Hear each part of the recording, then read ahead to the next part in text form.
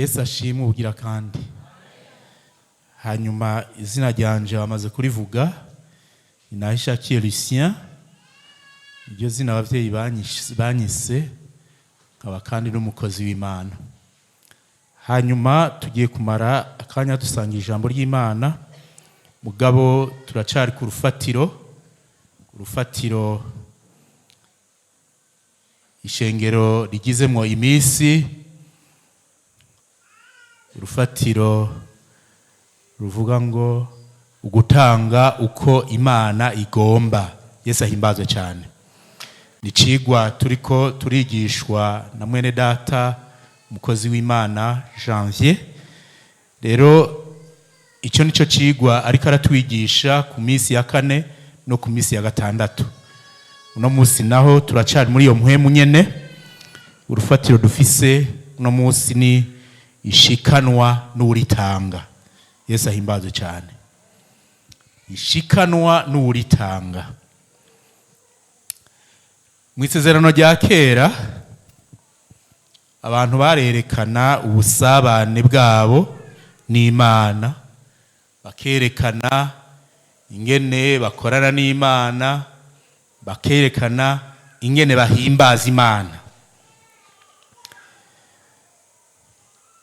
Aho rero bahimbaza Imana mu kuyiha amashikanwa canke ibimazi. Ikimazi rero kigira ico kimaze. Iyo utanze ikimazi kidafise ico kimaze, urumva ntaco kiba kimaze nyene. Ibimazi bimwe vyarerekana ugushima. Umuntu agatanga ku Mana ivyimburwa ivyo yita ko ari vyiza cyane, bimeze neza, bidafise agasembwa. Ariko kandi agatanga mu bitungwa vyiwe, agatanga igitungwa citwa ko kitagira agasembwa, kimeze neza cyane, ciza gose, kaba arico atanga ku Mana. Reka rero turabe mu Itanguriro 4. Itanguriro 4 duhere ku rujya murongo wa 3 tugeze ku murongo wa 5. Ni page y'umunani mu isezerano rya kera. Igihe kiragera ku murongo wa 3, Kayini azana ishikanwa ku vyeze mu ndimiro ngo abishikanire Uhoraho. Abeli nawe azana ku ntungwa z'uburiza zo mu mukuku wiwe no ku binure vyazo. Uhoraho yakirira Abeli ishikanwa ryiwe, ariko ntiyakirira Kayini ishikanwa ryiwe. Maze Kayini araraka cyane, mu maso hiwe hari ijigwa. Imana idufashe cyane. Turabona abantu babiri batanze. Umwe atanga mu vyo yimbuye mu mirima yiwe, kandi biratako ntivyemegwa. Mugabo uwundi atanga mu mukuku wiwe, mu bitungwa vyiwe, atoramwo igitungwa ciza cane kiruta ibindi, kirusha ubwiza, aba arico ashikanira Uhoraho, kandi Uhoraho aca aracakira. Ukwizera rero niko kwatumye Abeli aha ikimazi Imana, ikimazi ciza cyane kiruta icya Kayini, kandi Imana irabishingira intahe. Niko rero kwamuhesheje gushingirwa intahe kwari umugororotsi. Hamwe Imana yashingira intahe amashikanwa yiwe yuko ari meza, kandi niko kwatumye nanone akivuga ayo mashikanwa ya Abeli yatanze, na nuno munsi aracavuga, kuko tuyafatira kwa karorero. turamufatira ko akarorero Abeli ku ishikanwa yatanze. Ishikanwa ryiwe rero yatanze n'ubu riracavuga.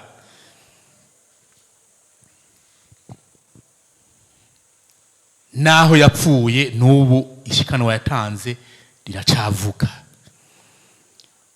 Gutanga utizera ntaco bimaze bene data. Iyo utanze utari umugororotsi ntaco bimaze, kuko usanga uri kuratanga ibintu bivuye mu busuma. Ariko utaba uri umugororotsi utizera, usanga uvuye mu buhumbu ushugenda ugiye gushikana Uhoraho. Ivyo Imana ntivyemera. Ico kiba ari kimazi gipfuye. Imana irashaka ko tuyiha ikimazi ciza kimeze neza. Twabonye rero ko ibimazi bimwe vyerekana gushima, ariko kandi hariho n'ibindi bimazi vyerekana ubusabane bw'abantu n'Imana, ingene bafadikanya n'Imana, ingene bayikorera, ingene no kuvuga hagati y'Imana n'abantu, ingene hari urukundo rudasanzwe, hari ugukorana. Ivyo rero vyaciye binafasha umwana w'umuntu, uwo muntu nyene yitwa ko atanze ico kimazi, gushobora kurya ku gipande c'ico kimazi. Imana ntabwo yagira iti zana ico kimazi cyose kibe gwanje gusa. Oya, yarareka umwana w'umuntu akakiryako, akagisangira n'ababanyi, ariko kandi akagisangira n'abagenzi. Yesu ahimbaze cyane. Imana yacu n'urukundo. Itanguriro 31:54. Itanguriro 31 umurongo wa 54. 54 havuga gutya: Yakobo atangira ikimazi kuri uwo musozi, ahamagara izo nshuti ziwe ngo basangire, nuko bararya barara iryo joro kuri uwo musozi. Yesu ahimbaze cyane. Turabona yuko Yakobo ikimazi yashikaniye Uhoraho, cya gipande twavuga agisangira n'inshuti.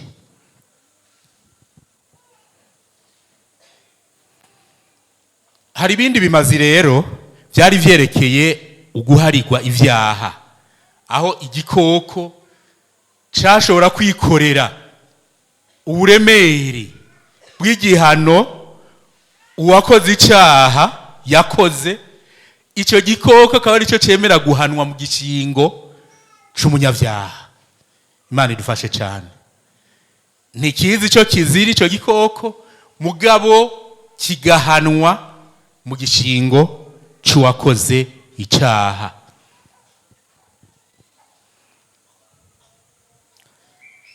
Ibyo turabibona muri Yobu 42 ku murongo w'8, aho Imana yabwiye abakunzi ba Yobu ibahambarira iti: genda mwitangirira ibimazi vyoswa, kandi umusavyi wanje Yobu azobasabira, kuko ari we nzokwemera kugira ngo noye kubagirira nk'uko ubupfu bwanyu bumeze, kuko mutamvuze ko ibiroranye nk'uko umusavyi wanje Yobu yagize.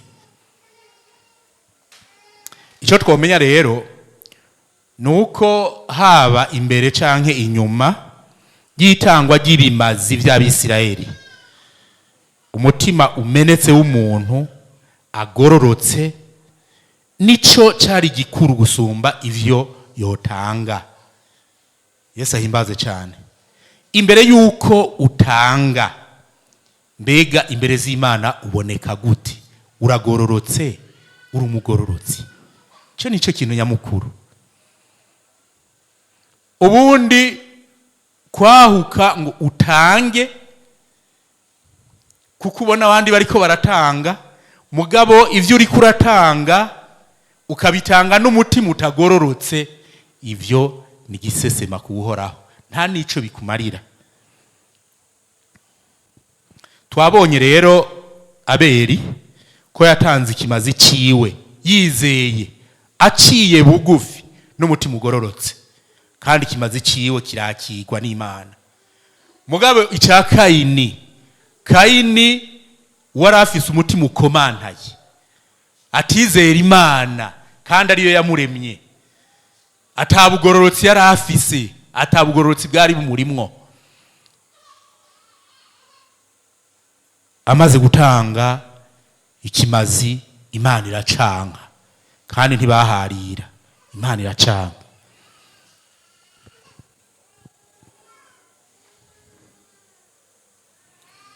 Nta mutima yari afise wo kwihana. Kayini yari afise umutima w'ubugarariji. Ibyo urabibona mu Itanguriro 4 guhereye kuri 2 gushika kuri 5, ariko kandi no ku murongo w'indwi, eka mbere no mu Baheburayo 11 mu murongo wa 4, no mu cete ca mbere ca Yohana 3 murongo wa 12. Bene data, Imana irashaka ko umuntu atanga ikintu ciwe akagitanga nezerewe, kikagira ico kigabanije mu vyiwe. Iyo hagize ico utanga, Imana irakeneye kubona yuko ari ikintu cikimazi nyene, kuko ikimazi kigira ico kimaze. Abantu benshi baratanga, mugabo bagatanga ukazona arazanye nk'akanoti kacitse igipande kimwe nakone kumbure kijana, akaca aterera mu isanduku kuko yabuze icyo agakoza.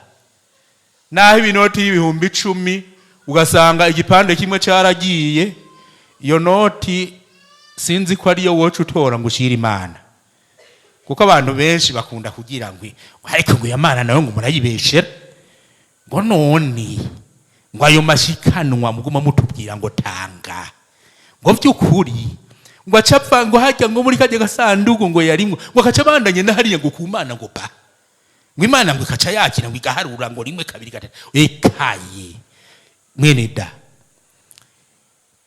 Abandi baravuga bati Imana ngo sinkene, yego sinkene nivyo, kuko ibyo dufise byose niyo yabiduhaye. Urumva n'umutunzi arengeye abandi batunzi bose. Mugabo hari icyo ukwiye kumenya, iyo utanze bugira ibyo utanze bigira ikimazi kuri wewe nyene utanze, kuri wewe nyene utanze. Wewe utanze, ibyo utanze bigira akamaro kuri wewe. Imbere yuko Imana igushimira, no kuvuga yuko wewe ubanza kubona yuko ibyo watanze bifise akamaro kuri wewe nyene. None ntubona nk'urusengero twicayemo, urukugira ngo gwubakwe, hari abitanze baratanga amahera yabo, hanyuma rurubakwa. No munsi rero iyo imvura iguye ntitunyagira, sivyo ga yemwe? Iratunyagira. None akosa akamaro. Njiga mu wa mbere umwigisha yarambajije ngo mbega ngovuga akamaro ngo k'amazi. Dahiga akamaro icarico we. Akamaro mbega basha n'igitoke, mbega basha n'ikiraya n'igiki, ndabura ivyari vyo. Mugabo urumva niyo myaka narimwo kubitahura, urumva byabwirizwa gusaba ko bifata umwanya. Akamaro rero, iyo umuntu ariko ariyumvira ibijanye n'akamaro ko gutanga, eheraba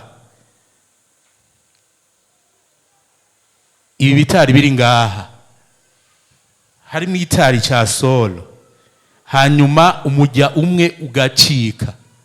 Burya abakozi b'Imana urazi icyo bakora, baca bagira bati, na cyane cyane mbere ivyo bibaza ko birabwa n'abandi. Erega aya mashikanwa mwebwe mutanga arafise abayaraba, kandi ataraba barongozi mubona, eka baranayajana kuri banki bakayashirayo bakayabika. Abakozi b'Imana barongozi yemwe ayo naho bihurira, kuko ndazi ko mwebwe mutwagiriza, muratwagiriza ngo abarongozi ry'amahera nibo bayarya, ngo n'umubone ngo atagase kurya. Hehe, mwajya n'amashikanwa, mwajya n'amashikanwa. Sukuri, sukuri, uri ngaho mwibara uri kurirenganira, ngababura agashaha ngo kuvyibuha, ngamashikanwa dutanga sibo bayirira. Ntayo turya yemwe, twebwe turacurumba, tukiruka hirya no hino, hanyuma tugasumira imiryango yacu. Je umwana wiwanje yo bari ngaha maze kubona ngiye nikoreye ikiroro cy'amafaranga, ati iki ndagikuye ku ishengero, nave hasa bivuge namwe mwumva. Heka twebwe turemera tukaruha, hanyuma tukagira ibyo ducumukuriye, tukarya ibyo ducumukuriye. Amahera ajya mutanga afise ibikogwa akora mu ishengero, ariko kandi saha gusa mbe waruzi yuko murajya amashikanwa mutanga harimwo intererano yo kugura amabati ku ishengero rivutse mu mashengero ya Emmanuel mu Burundi. Ishengero rivutse nukuvuga ryubatswe rikagera aho risakagwa. Waruzi yuko ishengero urimwo, kwanza amashengero yose ya Emmanuel rimwe ryose ribwirizwa kuba rifise igitigiri ritanga c'amabati, kandi ayo mabati ntibarinda kuca baza ngo bababwire, mugabo ava muri ajya amashikanwa mutanga. Ca gitari navuga wa murya ucitse, wibaza ko bagiye kugura umurya umwe, wibaza ko bawuromba. Nukuvuga bababwira bati aha ugura imirya yose ikwiye kandi irazimvye. Ivyo byose biva hehe? Muri ya mashikanwa. Ibi vyuma mubona bibigwa amafaranga, murabizi muhora mubibyigwa kandi muhora mubikora neza iyo hageze gutanga. Mugabo ntimuzoze muratwagiriza ngo turajya amafaranga yanyu. Oya, nk'abarongozi, abarongozi ntibatungwa n'amahera abakristo batanga.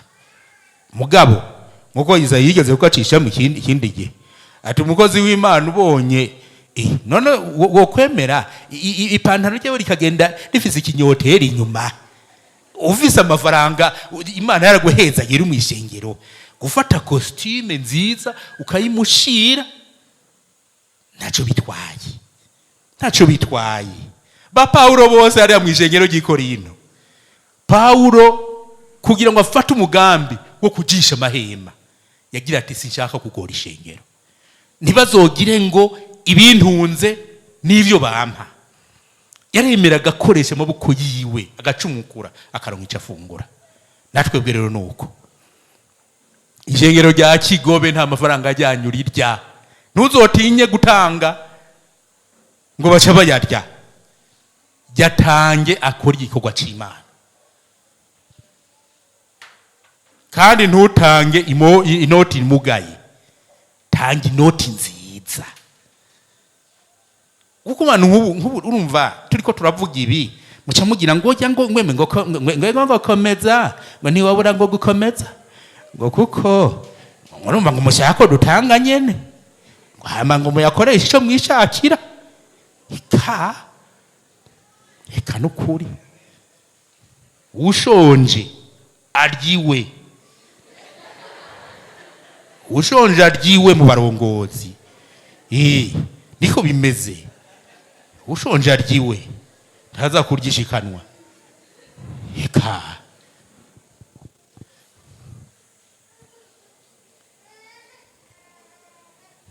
gutanga ni vyiza, biratera umugisha. Abantu benshi barakunda gufatira ijambo kutariko, bakaca bashaka kuyishuza Imana ikinguvu. Ngo raba narifize inoti ya 10 ndayitanze yose, none ndatashe muhira barabuze ico barya. Mpa rero wamugisha, urampa ntumpa, ugasanga ari karabazi Imana, urampa ntumpa. Je inoti ya 10 yanje nayisizeyo.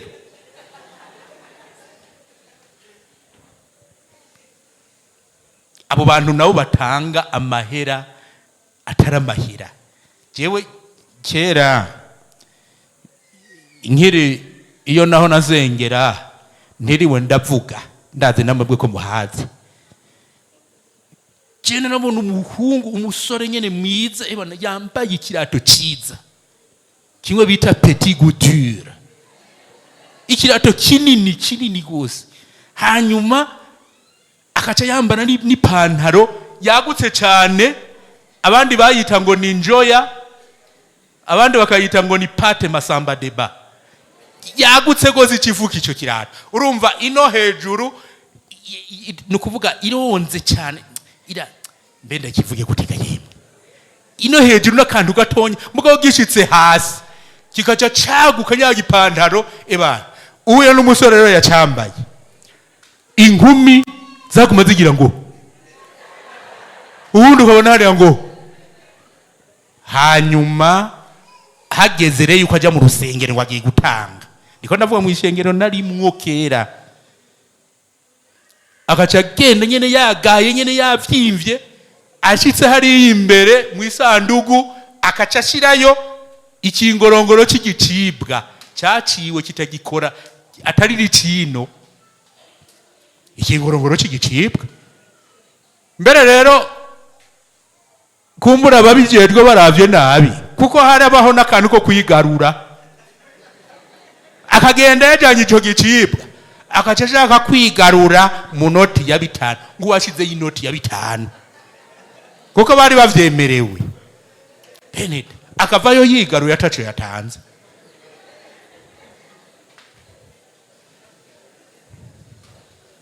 akavayo yigaruye ataco yatanze Imana nishaka umuntu atanga binuko tanga ikintu nawe wumva ko ni kuvuga ubona yuko hari ikintu kigukeheje nkuko abakozi b'Imana bagize iminsi babivuga ubone yuko hari icyo gikeheje mu vyawe tanga ico nyene c'akamaro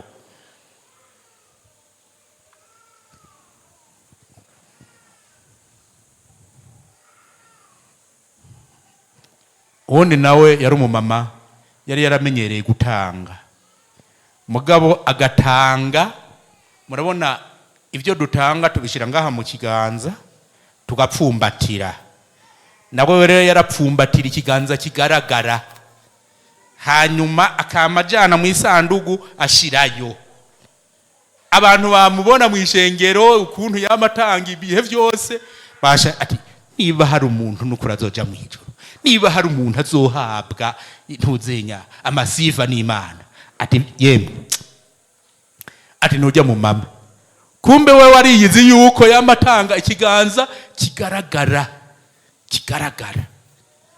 hanyuma rero igihe kimwe nawe Imana imusubiriza mu ndumane burya mwibaza yuko iyo umuntu ariko arahenda Imana bishobora kwanka yuko ishobora kumukosora ifize uburyo bwose bwo gushobora kugukosora hanyuma atwarinda aribungenga aragera yuko avyara amaze kuvyara avyara umuyaga nta mwana yari yo kumbe avyara umuyaga bwego Imana rero afise ingene ishobora gukosora umuntu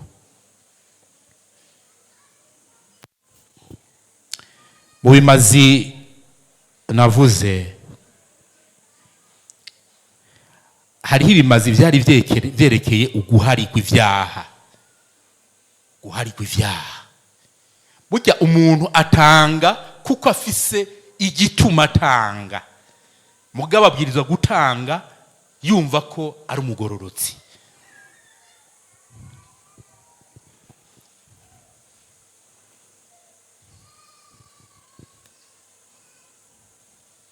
Imana rero ishaka yuko umuntu atanga ikintu ciwe atari ico wivye kuko abandi baratanga ivyo bivye ahagenda akiba ahantu hanyuma akacazana amahera baje gutanga ivyo Imana ntibirondera biragahera kandi uramutse utanze utanga unezerewe utange ikimazi kizima kigira ico gihajije mu vyawe Imana ibona kigoro wagize umutima rero utarimo ubugororotsi utanga widodomba, uheza gushiraho inoti wasubira inyuma. Mbereho ndamaze kubona hariho n'abandi bantu usanga bagira bati ntiyaronse icyo ashira hariya kandi afite iyi deni, nasubize rero nawe ajye ko amahera yafise. Iyo nayo n'indi ntambamyi, ukaza usanga umuntu atanguye kujarajara, atanguye kubura ibiragamo. Iyo ntatanga kumbure narikoro nk'icyo nishura wa muntu mugabo, kandi ega navyo ntivyumvikana. Imana ntikeneye yuko tugira ingorane kubwo gutanga ikayi. N'iryo deni ry'umuntu urashobora kurikuramwo imbere yuko uja gutanga, urashobora kubanza gukuramwo iryo deni ry'umuntu wira ntumutera ikibazo. Rero abakizwa hariho benshi no munsi barya amadeni ntibanishure. Iyo nayo n'indi ngorane. Ivyo byose ni intambamyi. Iyo hageze yuko uja gutanga mugabo uri mu gihe nyico usanga ari ikibazo. Ntituvuga ngo abantu ntibarya amadeni. Kurya amadeni ni vyiza kuko bituma tubaho. Mugabo nguriye umwenda, Bibiliya ni kwivuga nguriye umwenda awishure. Bibiliya bivuga uri ideni uryishure, ntuce witwaza ngo bajya ngo nabakirisa. Uri ideni ryishure, kuko ujya muntu ntiyaguhaye bijya bintu avyanse. Umutima rero utarimo ubugororotsi utanga widodomba, kandi ukazitangura kugira uti none ko Imana yatevye kumpezagira kandi numvise ngo Imana ikiguhezagira, kandi uko nukurira hezagira Imana. Ntubona abantu babiri, umuntu wa mbere tumwite A, uwundi tumwite B. Abonye umuntu yitwa A, abonye umuntu yitwa B afise ikibazo, ari mu gihe cy'ubukene, aragowe, ati yatora inoti 10,000 aramuha. Amaze kumuha, wa muntu B aca mubwira ati yewe nukuri urakoze cyane, Imana iguhezagire, Imana yongerereza imigisha aho wakuye. Ikibazo, mbega uwo muntu A yatanze ibyo 10,000 arahezagirwa, azohezagirwa, ntazohezagirwa? Asohezagirwa, byamaze kuvugwa kandi agenda aremye. Mugo wa wundi yahawe aragenda aragura ibyo agomba, ayo mahera acahera. Ariko wa wundi yatanze, igituma Bibiliya iri kiravuga ati ugutanga kuruta guhabwa. Yesu ahimbaze cyane. No kuvuga yuko we umaze gutanga, hanyuma wa wundi akaca gusabira imigisha ku Mana, iyo migisha bugira komera, ibyawe biguma bigwira. None we watanze ntiyumva ko ari wewe wungutse? Tanga rero.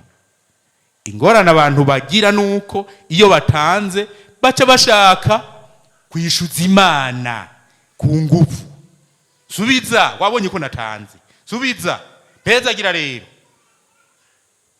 Imana ntihezagira umuntu ku nguvu, oya, irarindira igihe cyayo, ikorera ku gihe cyayo, ntisurutishwa, ntiyihutagizwa, oya, rindira wihanganye. Nawe woca umwaka agaca imyaka 2, rindira wihanganye. Harahibona iti ndabiguhaye uyu mwaka, wohavuntu kamvako, wocuntu kamvako, kuko yoyo ibona nibiri muri kazoza, kaba kakure canka ka hafi. Iraza umutima w'umuntu.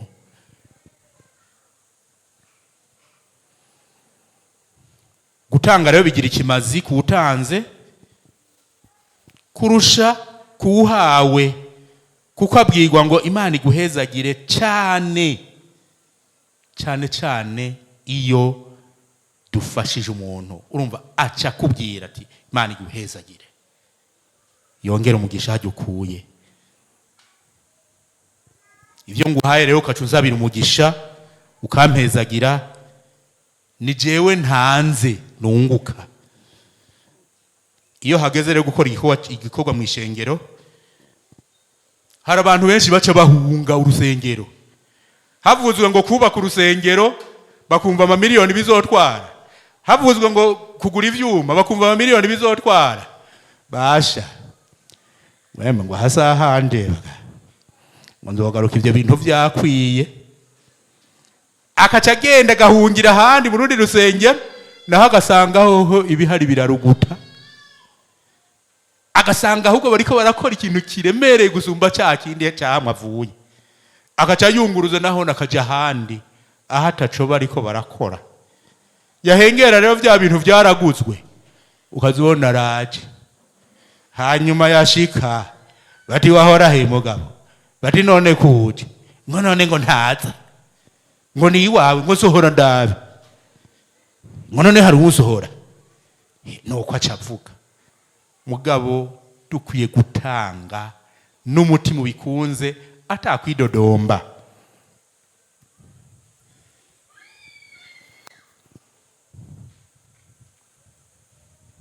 Kuko usanga kenshi abantu bariko baritesha umugisha.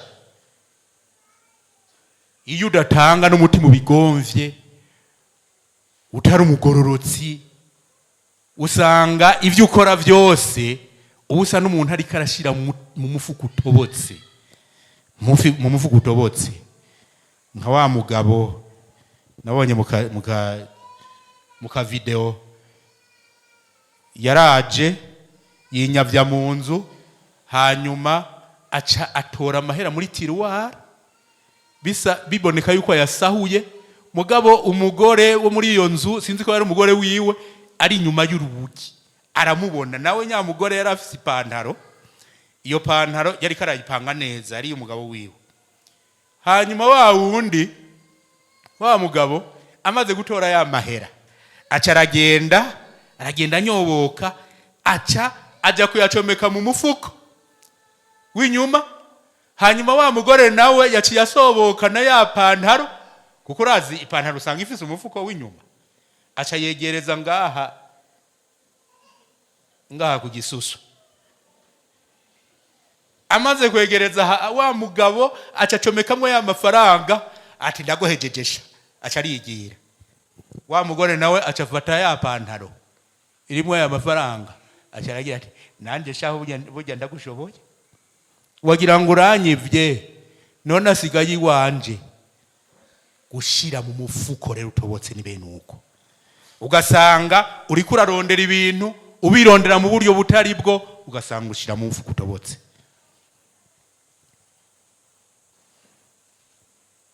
Iyo utanze mu byo wivye ntaco bikumarira.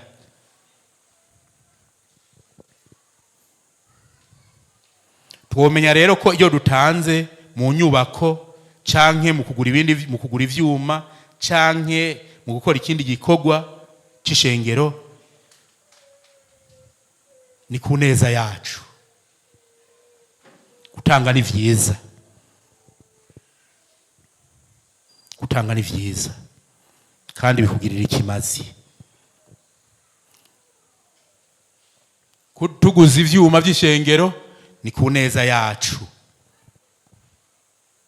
Ikimazi rero kibwirizwa kugira ico kimaze. Utanze ikoti yaheze ataco na wewe ikikumariye, urayitanga, iryo koti uritanga uryikura. Mugo uri haye akagihweza karihindukiza karigaragura, atariko gantuzeho. Ikintu caheze capfuye nabi nico umpaye, ukazubona rakiguteye. Ubwo abantu ntushobora kuhamaramarira gantuzeho. Tanga ikintu gifise ico kimaze.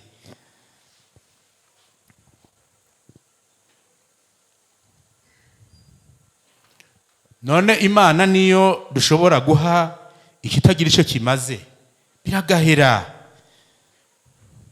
Ico utanze mu gihe kitafise ico kimaze, iyo kiba cavuga, cari kuvuga kiti nta kundi nyikure, kuko nawe ntaco wankoresha.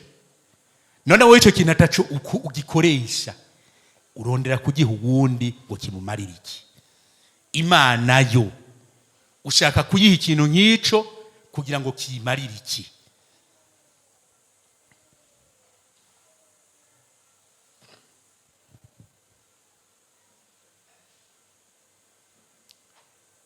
Bene data, ni vyiza gutanga ibifise ico bimaze. Gutanga ishikanwa vyemerewe abantu bose mw'ishengero, cane cane b'abagororotsi.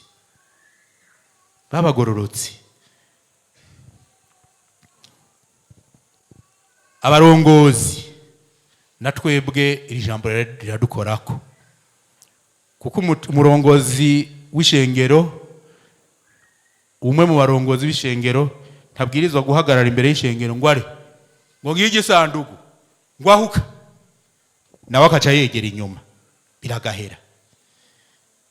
Umurongozi w'ishengero na wene arakora ivyo tubibabwira, na twebwe tuvyibwira kuko biraturaba. Yesu ahimbaze cyane.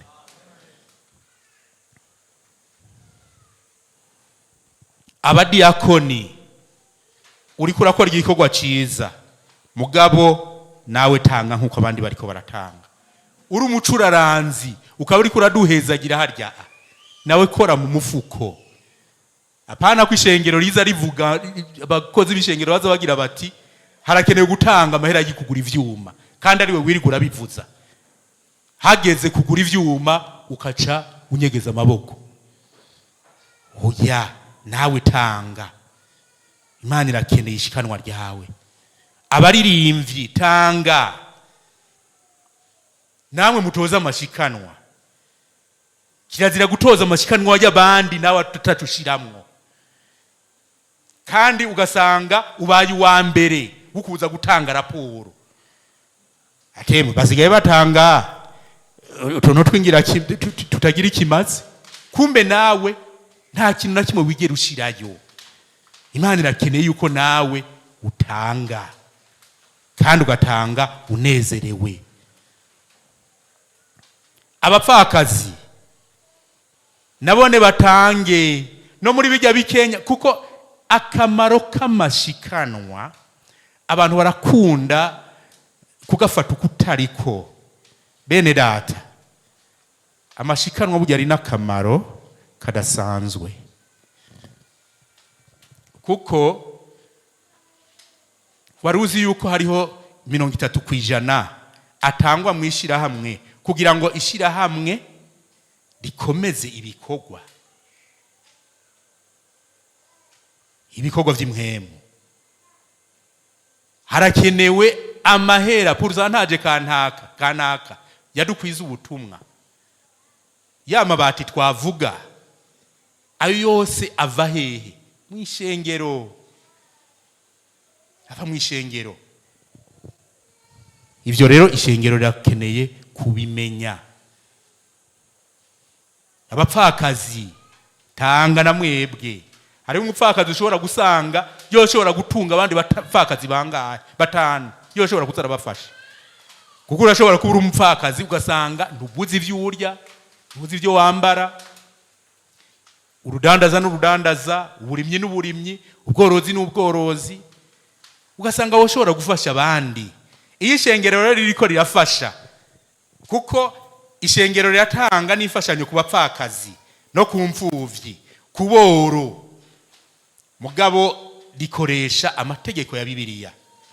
Hariho abantu bagenewe ivyo bintu. Umupfakazi Bibiliya ivuga ni w'ishengero riheza rigafasha, mugo ujya yofasha abandi nawe akwiye gufasha. Kandi nuwo nyene yafashijwe muri bijya yafashijwemwo, hageze gutanga nawe ni nagorora amaboko. Niwitwaza ngo uri umwana harawusanga abavyeyi baguhaye amafaranga ukagira uti yako niri Rwanda yatanga reka nje kuyagura imbombo. Ni watanga ijana uri umwana ringana nk'uko ungana, kandi Imana yashobora gushimira ico ukoze. Yesu ahimbaze cyane.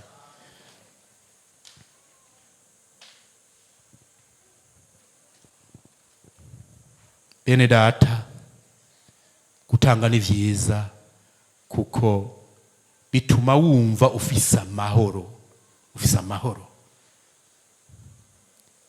Iyo udatanga, Imana nayo irashobora gusubiriza mu ndumane, nayo ikakwima aho wari wibaza yuko ushobora gukura uburyo ubu na buriya, bikanka kubera yuko uyigunga mu vyayo. Twebwe rero iyo tuvuga amajambo nk'aya, tuyavuga atari kugira ngo muzane mu mifuko yacu, oya, biragahera. Mugabo kora igikorwa c'Imana. Sinshaka kubarambira ko ndabona amasaha ariko aregera imbere. Mugabo tugeze ngaha tuvuga tuti, mwumvise yuko vyiza ari gukora ico gikorwa ugororokeye Imana. Abaririmbyi mushike hano imbere, ukaba rero uri mu ishengero, mugabo wumva ko uwo mutima w'ubugororotsi atawo, umwanya n'uwo uhagararire aho uri kugira ngo dufadikanye gusenga. Abakozi b'Imana bari ngaha, dufadikanye gusenga. Narangije, nturaba uwundi muntu n'umwe, mugabo wowe wirabe ku gatwe kawe. Iki gikorwa uzogikore wumva ko ufise umutima w'ubugororotsi nk'ujya wa Abeli. Ntumere nka Kayini. Haje ikimazi cyawe iyo canswe n'ukuri birababaje, birababaje. Hanyuma witwa yuko atarizera Yesu nk'umwami n'umukiza wiwe, akanya naka arashobora guhagurukira ahari. Witwa yuko yasubiye inyuma mu vy'Imana, nawe ntituramusaba ngo ahagurukira ahari. Hanyuma kandi n'abagwaye muhagurukire aho muri. Kaze kaze kaze, nimuhave mugira ngo twanyarukije, mugabo twarangije. Utamenye ko twarangije. Kaze rero, twebwe habuze n'umwe ava hasi, tukabona bose barakijijwe, barize Yesu umwami n'umukiza wabo. Dushimira Imana. Tubonye atawasubiye inyuma, naho dushimira Imana. Tukabona atawugwaye, dushimira Imana naho. Turabona amaze guhaguruka, turabona amaze guhaguruka. N'uwundi wese yumva ashobora guhagurukira ahari, ahaguruke. Akanya sinigwa ndababwira ngo mushike hano imbere, kuko ari abandi ashobora gutinya gushika hano imbere, mugabo kuhatinya si vyiza. Ni vyiza gushinga intahe imbere y'ivyabona vyinshi. Hanyuma ce dusaba umukozi w'Imana Janvier ashike hano asenge kubw'abajya bahagurutse. Murakoze. Yesu abahezagire.